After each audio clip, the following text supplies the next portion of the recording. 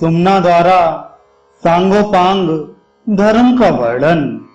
सुमना बोली, अब मैं सांगोपांग धर्म के साधनभूत उत्तम नियमों का वर्णन करती हूँ, जो देवताओं और ब्राह्मणों की पूजा में संलग्न रहता है, नित्य निरंतर शौच, संतोष आदि नियमों का पालन करता है तथा दान, व्रत और सब प्रकार के परोपकारी कार्यों में योग देता है।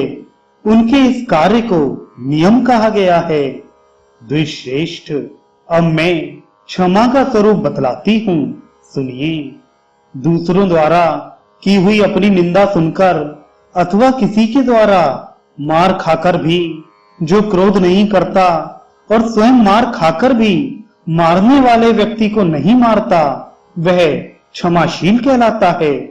अब शौच का वर्णन करती हूँ, जो राग द्वेष से रहित होकर प्रतिदिन स्नान और आचमन आदि का व्यवहार करता है और इस प्रकार जो बाहर तथा भीतर से भी शुद्ध है, उसे शौच युक्त अर्थात पवित्र माना गया है।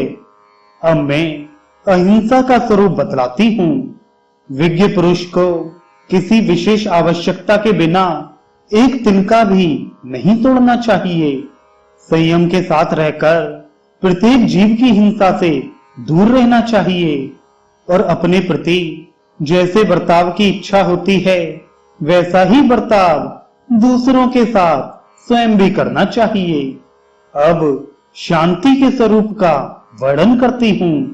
शांति से सुख की प्राप्ति होती है, अतः शांतिपूर्ण आचरण अपना कर्तव्य है।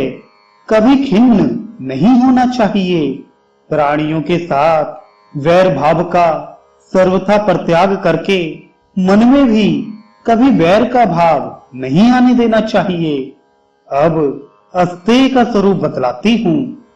पर धन और पर स्त्री का कदापि अपहरण ना करे।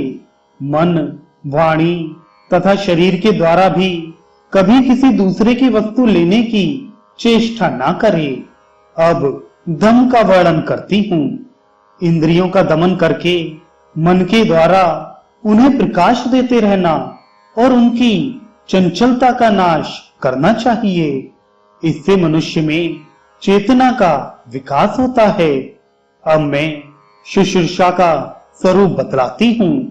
मन, वाणी और शरीर से गुरु के कार्य साधन में लगे रहना शुश्रूषा है। द्विजश्रेष्ठ, इस प्रकार मैंने आपसे धर्म का सांगोपांग वर्णन किया है।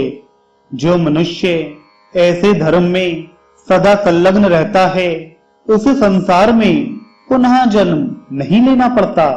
यह मैं आपसे सच सच कह रही हूँ। महाप्राज्ञ, यह जानकर आप धर्म का अनुसरण करें।